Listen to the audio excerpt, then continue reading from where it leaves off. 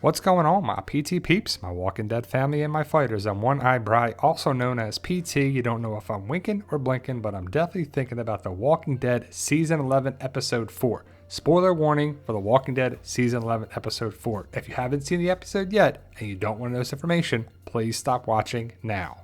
Now, after watching Season 11, Episode 4, the Meridian, the Reapers, Daryl's story with them seems a lot like Season 7 with Negan and the Saviors. Hit the subscribe button, like, share, subscribe, help support the PT channel any way that you can, but either way, we truly appreciate it and love the support, whatever you can do. Now, Daryl is captured by the Reapers. He's taken back to the Meridian.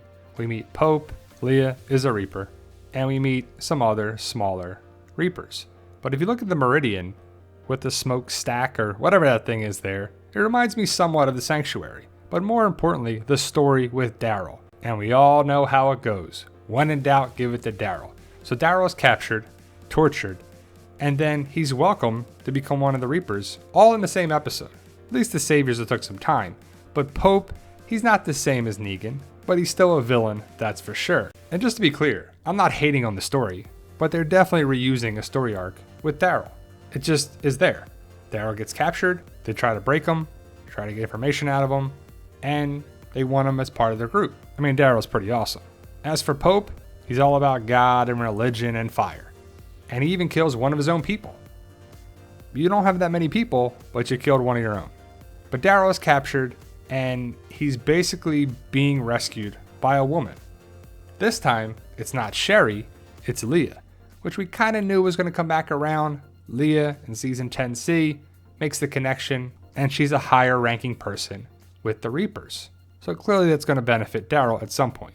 But the Sanctuary, it's not the same as the Meridian. Well, the Meridian's not the same as the Sanctuary, but it's kind of similar, right? With the smokestacks, the design, the open feel. It just is definitely a smaller version of it. It's like the C-list version of the Sanctuary. And I'm not sure if it's lazy writing or they're trying to make it so we're familiar with it. Be like, hey guys, remember the Sanctuary? This is pretty similar to it. It's not the same. We're going to mix it up slightly.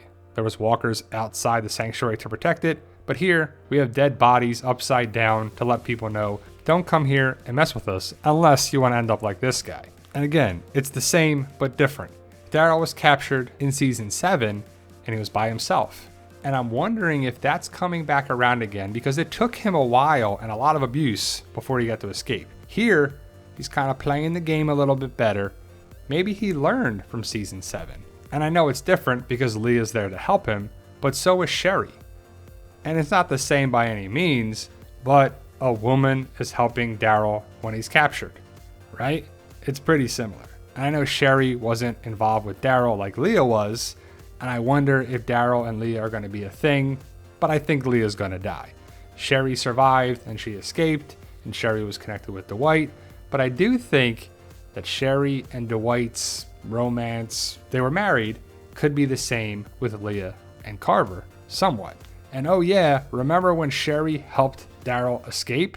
She's the one that gave him the key and the note, and he was out. Could Leah do the same thing? Definitely. That's something that we all think is going to happen. There's no way that Daryl is going to turn against his group. He didn't join the Saviors, he's not going to join the Reapers, but I think he's going to help Leah and work with the Reapers until they go against their group. I don't think Daryl is going to kill Maggie or even Negan, but the fact that Leah is probably going to be the Sherry angle just makes sense. But I think Leah is going to die, unlike Sherry, who escaped and got away and went to Fear the Walking Dead. But ultimately, Daryl is an important character, and we know he's getting a spinoff, so he's going to be safe. He's probably going to be, like Beth said, the last man standing. And the fact that Negan had a conversation with Daryl, like, are you buying in? Are you Negan? Are you Team Negan? No, I'm Daryl. Well, instead, Pope's not really pushing him to be Pope, like, you're Pope, right? He's not making people do that, but he could be pushing the whole religious God angle. Daryl wasn't bending. He wasn't breaking. He wasn't giving an inch. And he was beaten and battered and bruised and tortured and just fed dog food. Here, like I said, he may be and hopefully learned to play the game better, give up some information, but not too much. And it was much easier for him here. As for the whole fire angle, we can both agree that Pope, fire, Negan, fire is very similar. The fact that Pope killed one of his own is kind of dumb, but the real dumb thing, hopefully we all can agree, is that Negan killed a doctor. The only doctor there. Well, there was another doctor at Hilltop, his brother, but really one of the only doctors left in the zombie apocalypse around there.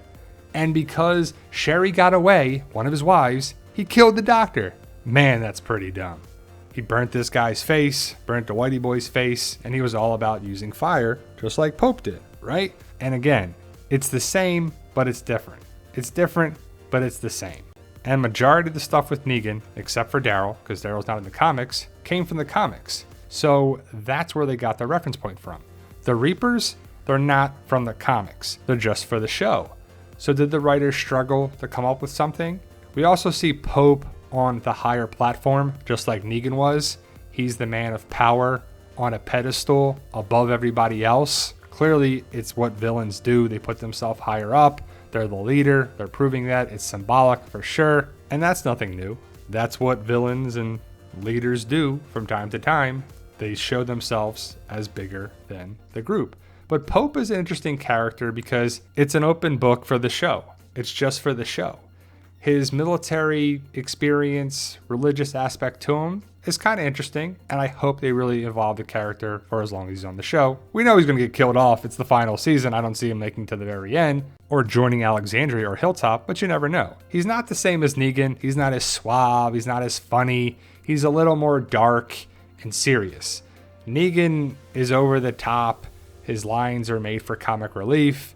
He's killed some major characters, so we'll see what happens with Pope. Now, Pope has a knife that we saw here. Does he have his own signature weapon like Lucille? That'd be pretty interesting if he did, and I would love to see that. It'd be pretty cool for the show. As for Carver and Leah, or Shaw as they call her, could that be Simon and Dwight, Pope's leading people, right-hand people, or right-hand men, woman, like Simon and Dwight?